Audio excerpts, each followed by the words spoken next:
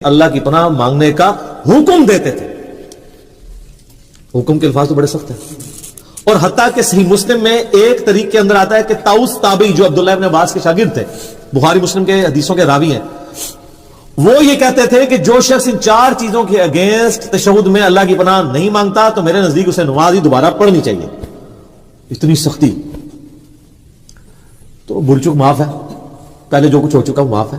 یہ جو ان کی سختی ہے یہ بھی تاکید کے لیے. ویسے تو کوئی تشہد کے بعد درود شریف پڑھ لے تو اس کی نماز کامل ہے. دعائیں سنت میں آتی ہیں، فرائض میں نہیں آتی. لیکن طاؤس تابعی رحمہ اللہ کا یہ موقف تھا، چونکہ نبی اسلام نے حکم دیا نماز میں پڑھنے کا، اس کو حکمیہ لینا چاہیے. تو بخاری مسلم الفاظ ہیں چار چیزوں کے شر سے، مختلف الفاظ کے ساتھ ہیں. وہ چیزیں چار ہی ہیں: اللہم انی اعوذ بک من عذاب جہنم ومن عذاب القبر ومن فتنة المحیا والممات ومن شر فتنة المسیح الدجال.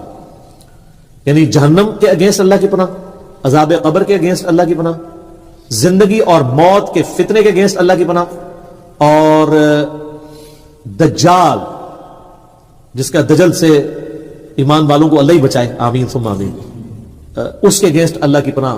یہ چار چیزوں کے شر کے اگینسٹ. باقی یہ بات صحیح ہے کہ بخاری شریف میں الفاظ ہیں جب تم تشہد میں درود شریف پڑھ چکو اس کے بعد جو چاہو اپنے رب سے مانگو.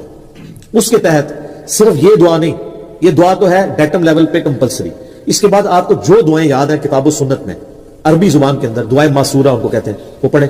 مثلا ایک دعا تو آپ ضرور پڑھیں جو بخاری مسلم دونوں میں کہ نبی علیہ السلام نے، انس بن مالک کہتے ہیں اور کوئی دعا پڑھیں نہ پڑھیں یہ دعا آپ نے زندگی بھر نہیں کبھی چھوڑی: اللہم ربنا آتنا فی الدنیا حسنہ وفی الآخرۃ حسنۃ وقنا عذاب النار. اس سے پرفیکٹ دعا ہی کوئی نہیں ہے. اے اللہ مجھے دنیا میں بھی بھلائیاں عطا فرما اور آخرت میں بھی بھلائیاں عطا فرما، اور سب سے بڑی بھلائی آخرت کی کیا؟ وقنا عذاب النار، آگ کے عذاب سے بچا. یہ اس سے بڑی کوئی دعا نہیں ہے. اور سب دنیا کے ہر کام کے لیے یہ دعا ہے. کسی کی اولاد نہیں ہو رہی تو یہ ہے، کسی کی نوکری کا ایشو ہے یہ ہے، کسی کو بیماری کا ایشو ہے یہ ہے، بھلائی ہے نا. اور مسلم شریف میں بڑی پیاری حدیث ہے، ایک صحابی کے بارے میں آتا ہے صحیح مسلم میں کہ وہ اتنے کمزور ہوئے گویا کہ چڑیا کی طرح ان کا ڈھانچہ ہو گیا. تو نبی علیہ السلام ان کی عادت کے لیے گئے. آپ کو اندازہ ہو گیا کہ اس نے کوئی کام ڈالا ہوا ہے. آپ نے تو اللہ سے کیا مانگتا ہے؟ اس نے عرض کیا اللہ کے رسول میں تو اللہ سے یہ مانگتا ہوں کہ اللہ جو تو نے مجھے آخرت میں عذاب دینا ہے نا دنیا ہی میں دے لے. ابے سبحان اللہ، کیا تم اللہ کے عذاب کو برداشت کرنے کی طاقت رکھتے ہو؟ یہ تم کیوں کہہ رہے ہو کہ اللہ جو مجھے آخرت میں عذاب دینا دنیا میں دے لے؟ وہ دنیا میں بھی اللہ کا عذاب تو کوئی نہیں برداشت کر سکتا. اور تمہیں تو چاہیے تھا تم دعا کرتے اللہم ربنا آتنا فی الدنیا حسنہ وفی الآخرۃ حسنہ وقنا عذاب النار. یہاں ویسے صوفیاء کہتے ہیں کہ ان کو جوئیں پڑی رہتی تھی، کوئی جو نیچے گرتی تھی پھر اوپر رکھ لیتے تھے. یہ گند مند دین نہیں ہے اسلام.